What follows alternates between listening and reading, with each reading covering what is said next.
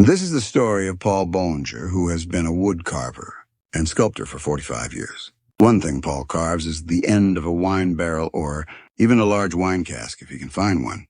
This is the story of one barrel end carved late in 2025 and early 2026 from start to finish. This is the barrel exactly the way it starts. It is about 24 inches in diameter and includes the two top metal bands from that end. It weighs about 30 pounds. The first set of tasks are to stabilize the barrel end, so the staves are secure and will not move or fall out.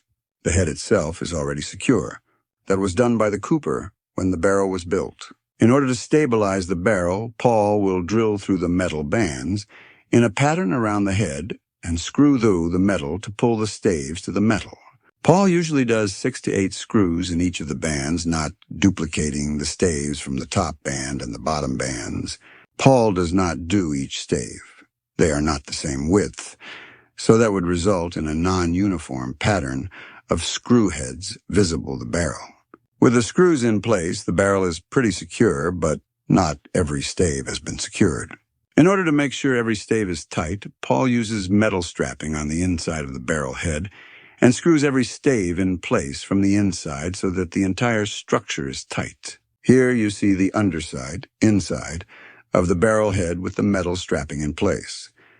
There are still a few spots Paul needs to revisit to get it tight.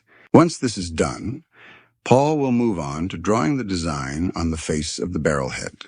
The barrel is secured to a table and checked that it is vertical using a level. It is secured here with a green bungee cord. That is the green line across the front. It will sit there while Paul projects the design on it from his computer, then draws around the projected design. The face of the barrel needs to be as vertical as possible to avoid the image being distorted by parallax from the projector. The projected image is on the barrel head. There is weird parallax in this photo because the camera was not directly in front of the barrel, but off to the side. Trust that the image is placed using a tape measure. You can see the tape measure Paul used. It is a yellow sticky tape, very handy for these kinds of things. Paul could actually leave it there and carve through it, but he will not in this case. The projector is moved around to get the image exactly where it needs to be. The barrel stays exactly where it is. Here is the image as outlined with a Sharpie. Not every detail is needed. The actual dimensions change a little as Paul carves. Paul usually starts a little larger than the final version, in case he makes a mistake. Ignore the parallax from the camera. Trust that the image looks good. The next step will be to carve around the image to get the unneeded wood out of the way and allow Paul to focus on the real object of the artwork. So far, so good. Being nearly 80, Paul's hands are not as sure of themselves as they used to be. And in truth, they hurt from the effort of getting all those screws and strapping in place to get the barrel secured. These are the front and side views of the special carver's vise Paul uses for any projects where he needs a stable setup. The round metal plate comes out so Paul can attach it to whatever project is up next. With the outlining done, Paul flips the barrel over and glues a piece of wood for reinforcement on the inside of the head. This will allow Paul to attach part of his special vise to the back without penetrating through the head of the barrel. The dumbbells hold the wood down while the glue dries. This is the face of the vise Paul will use. This will be screwed to the glued wood brace so he can mount the barrel on his vise. The barrel has been set up on the carver's vise. This back view shows how the vise and the vise plate work to hold the barrel head securely. Paul can carve away on a stable surface that is at the best height for him and is also canted to the degree that makes it easier to work. With this setup, he can sit on his stool and not have to bend over the barrel. The first couple barrels Paul did before he figured out this setup, he did while bending over. Working on a barrel for hours that way is a real backbreaker.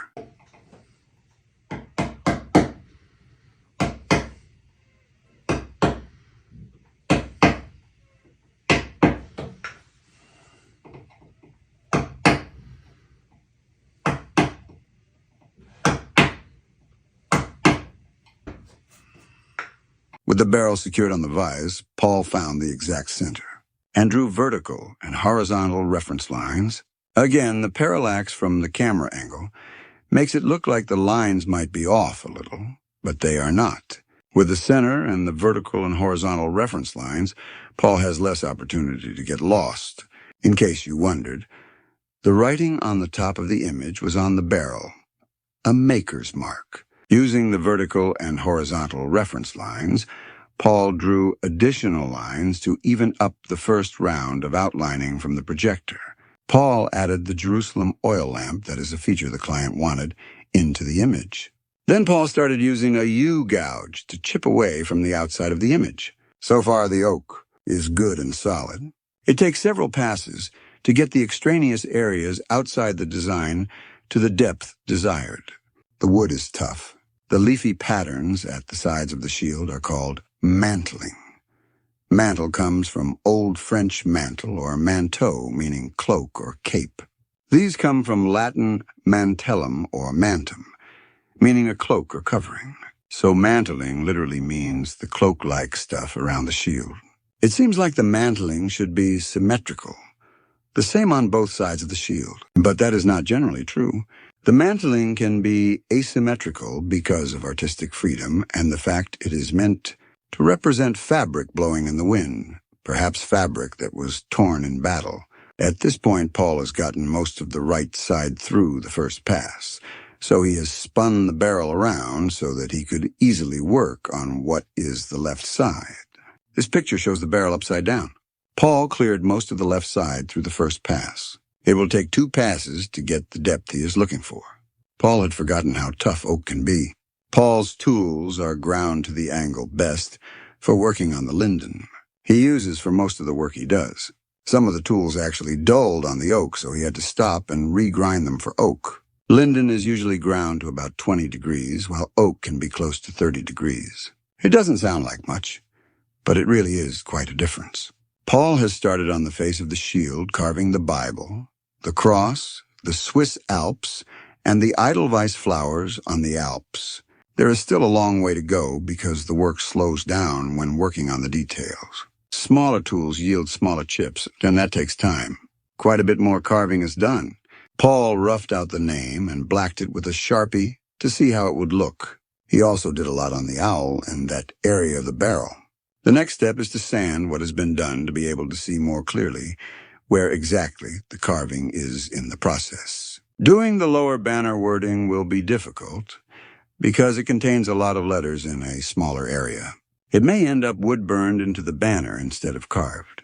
Using a flap sander, the Sandoflex, the entire face of the barrel was sanded to a smooth finish. Some of the Sharpie markings are still visible, but these will be removed by detailed sanding.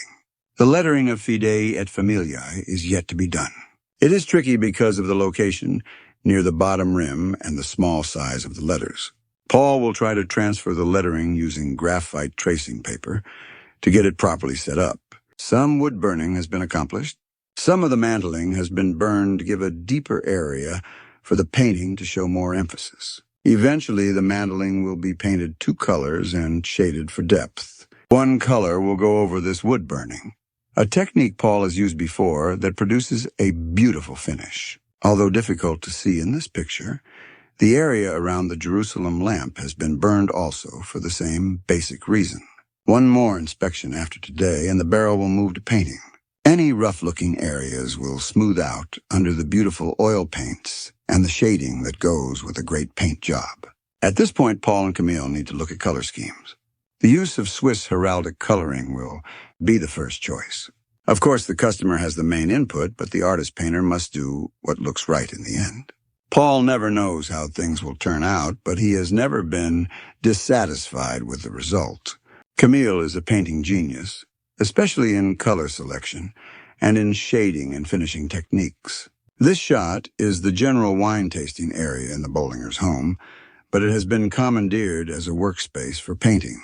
You can see 2 of the large cask ends that are not part of this video. The focus here is on painting the custom barrel with the family crest. There are 2 painters in this shot. The one on the left is working on the large cask, while the one on the right is working on a normal-sized barrel end. This is a shot of Camille working on the barrel that is partially painted. The brown undercoat can be seen on the right side of the barrel. Artist oil paints are used because they are vibrant and permanent. Boiled linseed oil and raw sienna paint are mixed to form an undercoat that moistens the wood and allows for better penetration of the true colors to be applied. The barrel is held on an easel so the painter can be comfortably seated and easily reach the barrel. You do not absolutely need an easel, but it comes in handy. It can also be used to display the finished barrel if you do not wish to hang it. Here, the barrel is nearly completed. Once the painting is finished, it will be allowed to dry. In this case, about 10 days will be allowed for drying. When sufficiently dry, the barrel will be sprayed with an overcoat to help it shine and to protect it from dust. Oil paint is a dust magnet, so there must be some overcoating. Paul uses polyacrylic satin finish spray. Gloss is not recommended, nor is matte. Satin works best. This is a smelly and unpleasant process, so it is done outside when the weather is good and humidity low. You can also do it in the garage if you need to. In his previous workshop, he had built a spray booth with an explosion-proof fan that ventilated outside, but that is intrusive and a real investment, no longer necessary since the number of carvings the Bolingers do anymore is low. These images are of other barrels created by the Bolingers, and in some cases with painting help from their friends. So, you have seen how a raw barrel end is secured, a design applied, the barrel held on a vise, the carving executed, and paint applied to create a unique treasure. Designs for family crests can easily be found online, or, if you are adventurous, you can design one of your own. Who knows? You might even have a family crest already. Thank you for watching this video.